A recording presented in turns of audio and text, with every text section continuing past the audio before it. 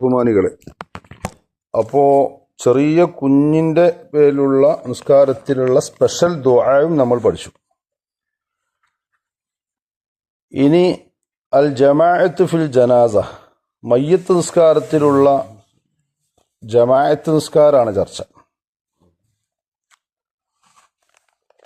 തുസന്നുൽ ജമാഅത്തു ഫി സ്വലാത്തിൽ ജനാസ, മയ്യത്തുകാരത്തിൽ സംഘമായി നിസ്കരിക്കൽ സുന്നത്തേ ഉള്ളൂ, ഫർളില്ല. ഒരാൾ നിസ്കരിച്ചാൽ തന്നെ ഫർള് വീടി, ഒരാൾ നിസ്കരിച്ചാൽ തന്നെ ഫർള് വീടി. മയ്യത്തിൻ്റെ മേലിൽ ഒരാൾ നിസ്കരിച്ചാൽ. ഇനി സംഘമായിട്ടുള്ള ജമാഅത്ത് നിസ്കാരം പിന്നെ സുന്നത്ത.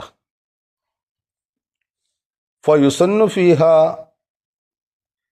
ആ നിസ്കാരത്തിൽ ഇമാമ് എവിടെ നിൽക്കണം എന്നാ ചർച്ച. മയ്യത്തിങ്ങനെ നേരെ കിടക്കുകയാണല്ലോ, മയ്യത്തിൻ്റെ ഏത് ഭാഗത്താണ് ഇമാമ് നിൽക്കേണ്ടത് അതൊരു വിവരമാണ്. എവിടെയെങ്കിലും പോയിട്ട് നിന്നാ പോരാ. ഫയുസന്നു ഫീഹ വഖൂഫുൽ ഇമാം, ഇമാമിൻ്റെ നൃത്തം ആവൽ സുന്നത്താണ്. വൽ മുൻഫരിദി, ഒറ്റക്ക് നിസ്കരിക്കുന്ന ആൾ, ഒറ്റക്ക് നിസ്കരിക്കുന്ന ആളും അതേപോലെ ഇമാമും, ഓരോ കാര്യം അവിടെ ചർച്ച ചെയ്യുന്നത്.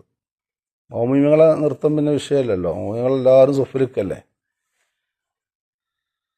അപ്പോൾ ആണായ മയ്യത്തിനും പെണ്ണായ മയ്യത്തിനും നിൽക്കേണ്ട സ്ഥാനം വ്യത്യാസമുണ്ട്.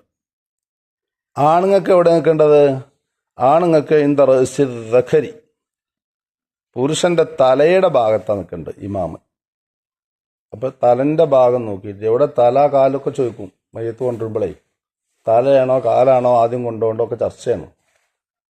പരിന്നിട്ട് ഇറക്കുമ്പോൾ തല മുമ്പോട്ട് കൊണ്ടുപോയില്ലെങ്കിൽ അവിടെ അപ്പുറത്തും ചർച്ച വരും. കാലാണ് കൊണ്ടുപോകണക്ക് വലിയ പേരൊന്നും ഉണ്ടാവില്ല, ആ കൊണ്ട് മണ്ടല്ലേ. അപ്പോൾ തലയാണോ കാലാണോ ഒക്കെ ചർച്ച അവിടെ ഒക്കെ ഉണ്ടാവും. ഏതുപോലെ കഫംപോടെ ചുറ്റുന്ന സമയത്ത് നമ്മൾ ചർച്ച ചെയ്തതാണല്ലോ, വലത്തോട്ടാന്ന് മറന്നാ? മറന്നല്ലേ, സലാം പറഞ്ഞു പോയി. ഇനി പറയില്ല.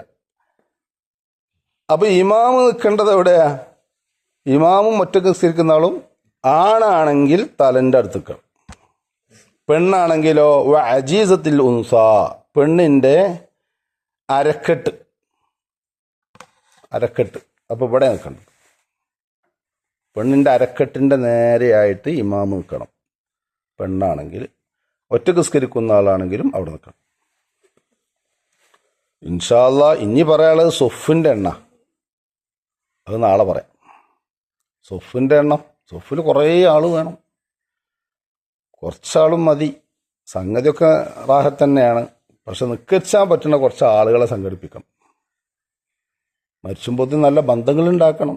വെറും അടുക്കളയിൽ ഇരുന്നാൽ പോരാ, വെറും പണി സ്ഥലത്തേക്ക് പോയിട്ട് പണി കഴിഞ്ഞ് വന്നാൽ പോരാ. കുറേ സുഹൃത്ത് ബന്ധങ്ങൾ ഉണ്ടാക്കിയെടുക്കണം ഈ ആയുഷിൻ്റെ ഇടയിൽ. സംഘടനാ പ്രവർത്തകന്മാർക്കൊക്കെ അത് ശരിക്ക് തെളിയും. അൽഹംദുലില്ലാ, ഫൈസ് ഉസ്താദൊക്കെ ഇപ്പോൾ ഓടി അടക്കുക, ജീവിതം മുഴുക്കനും ഓട്ടാ. ഓരൊക്കെ മരിച്ചാൽ എത്രകാലം ആലിമീങ്ങളുണ്ടാവും. അല്ലാഹു തആല ദീർഘായുസ്സ് കൊടുക്കട്ടെ. അങ്ങനെയാണ് സംഘടനാ പ്രവർത്തകന്മാർക്കൊക്കെ. നമ്മളെ ചരിത്രത്തിൽ കാണാം, ഒരുപാട് മയ്യത്തുകാരങ്ങൾ രാത്രി സുബൈക്ക് മയ്യത്തെടുത്തു. മയ്യത്ത് ഖബർക്ക് വെച്ചത് എപ്പോഴറിയോ? ഇശാഇന്റെ ശേഷം. ആരാണത്?